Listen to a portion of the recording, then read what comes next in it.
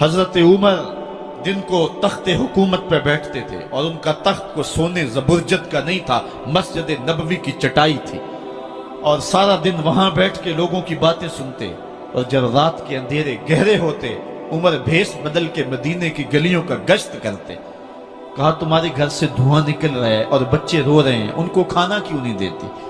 कहने लगी उमर की जान को रो रही। उमर के पांव तले से जमीन निकल गई। कहा क्या हुआ? कहा 3 दिन से हमारे यहाँ खाने के लिए कुछ नहीं है। रोजाना बच्चे रोते हैं और मैं हंडिया के अंदर पत्थर डाल करके नीचे से आग डालती रहती हूँ कि बच्चे इंतजार कर करके सो जाएंगे, कम वक्त सो भी नहीं रहे और वो पत्थर पकेंगे भी क्या, और मैं उमर की जान को रो रही हूँ। हजरत उमर का कलेजा दहलने लगा। फौरन पलटे वापस बैतुल माल में आए, घी का एक कनस्तर लिया, आटे की बोरी ली, मिर्च मसाला जात बहुत कुछ उठाया, अपने कंधे पे रखा, बोरी अपनी कमर पे लादी। उमर बैतुल माल से निकले तो आपके खादम असलम ने देख लिया, आगे बढ़ा, कहा मेरे आका मैं उठाता हूं। उमर की आंखों में आंसू है। कहा असलम कयामत के दिन मेरा बोझ उठा लोगे? कहा कयामत के दिन तो अपना अपना बोझ उठाना पड़ेगा। कहा उमर को आज अपना ही उठाने दो। हजरत उमर वो घी का कनस्तर और वो आटे की बोरी सर पे उठाए हैं और उस खातून के घर जाते हैं और दस्तक देते हैं। वो जब देखती है उसकी जान में जान आ जाती है। कहा जल्दी जल्दी आटा गूंदो, और उमर सब्जी काटने लग जाते हैं। हजरत उमर रज़ी अल्लाह ताला अन्हो सब्जी तैयार कर देते, उधर आटा गूंद जाता है और फिर ऊपर चूल्हा रखा जाता है, चूल्हे के अंदर आग रखी जाती है, वो खाना पकाने लगती है, आग बुझती है। तारीख ने लिखा है आग बुझने लगती है, उमर झुक करके फूंके मारता है। उमर झुक झुक के फूंके मारता है। खाना पक गया और बच्चों के सामने खाना रख दिया, बच्चे खा रहे हैं। अब बच्चे रो रो के निढाल हो चुके थे। हजरत उमर अपने हाथों को और अपने घुटनों को और अपने पांव को जमीन पे लगा के, जिस तरह बकरी का बच्चा चलता है वेड़े के अंदर, कभी इधर चलते हैं कभी इधर चलते हैं, ताकि बच्चे मुझे देख के खुश हों और दिल में कहते उमर जितना रुलाया है अब इतना हंसाना भी पड़ेगा। तो कभी उमर अमीरुल मोमिनीन, ये मैं किसी आज के जो है वो लोगों के वोटों पे मुंतखब होने वाले हुक्मरान की कहानी नहीं सुना रहा, मैं उस उमर की कहानी सुना रहा हूं जो 23 लाख मुरब्बा मील का हुक्मरान है, आधी दुनिया का बादशाह है। हजरत उमर जो है जिस तरह बकरी का बच्चा चलता है, इस तरह अपने हाथ और अपने घुटने जमीन पे टेक करके जो है वो इस तरह चलते हैं। बच्चे उमर को देख के मुस्कुराते हैं। जब बच्चे मुस्कुराने लगे तो हजरत उमर ने उस खातून से कहा बुढ़िया उमर को माफ कर दे। उसने कहा तू इतनी हमदर्दी क्यों करता है?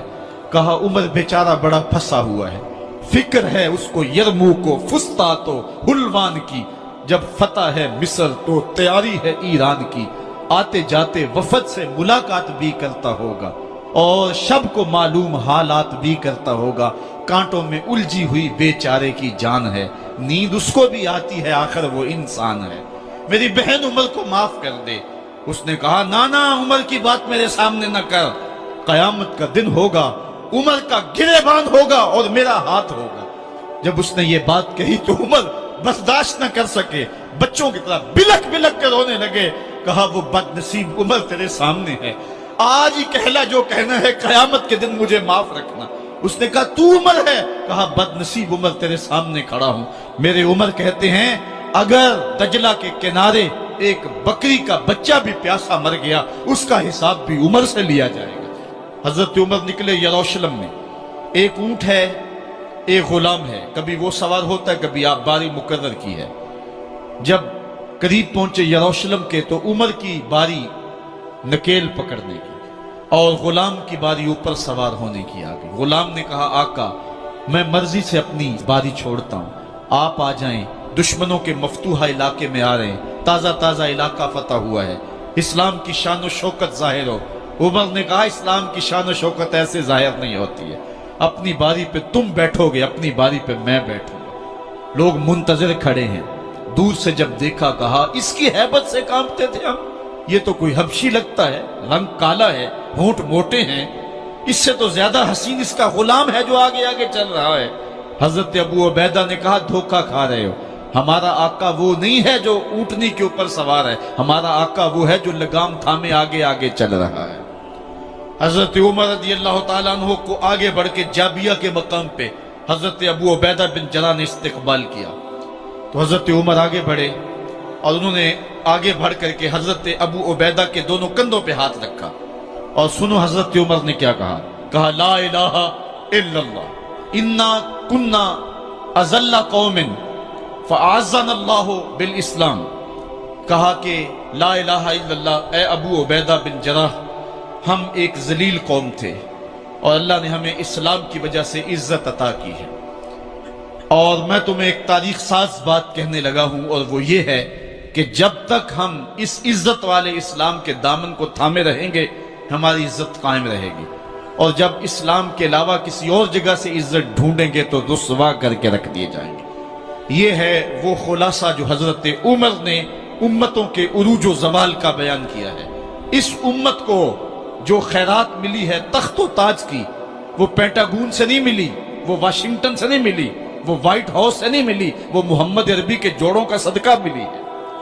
इसलिए जब हमने इस्लाम से इन्हिराफ किया, पाकिस्तान हासिल किया गया था। पाकिस्तान का मतलब क्या, ला इलाहा इल्लल्लाह। हमने उस नारे को छोड़ दिया हुआ है, हमने इन्हिराफ कर दिया है। आज हमारी नजरें मगरब की तरफ लगी है कि तख्त व ताज उससे नसीब होते हैं, और दुनिया के ऊपर हम रुस्वा होकर रह गए।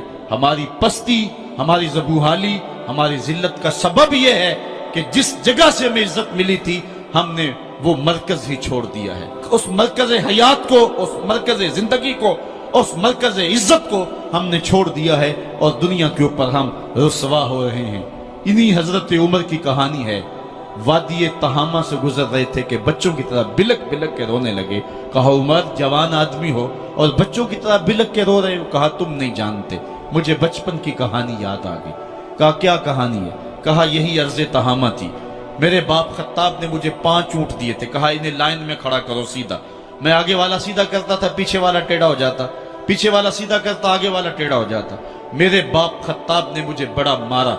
कहा एक अरब के बेटे हो के तुमसे 5 ऊंट लाइन में खड़े नहीं होते?